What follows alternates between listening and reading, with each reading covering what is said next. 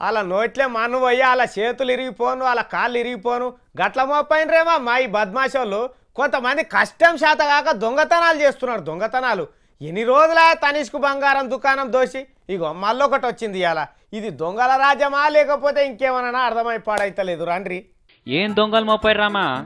ఇండ్లకెళ్ళి public దానికెళ్ళి దోసుకపోవడే మస్తుగా అవుతున్నాయి నిన్నయాలని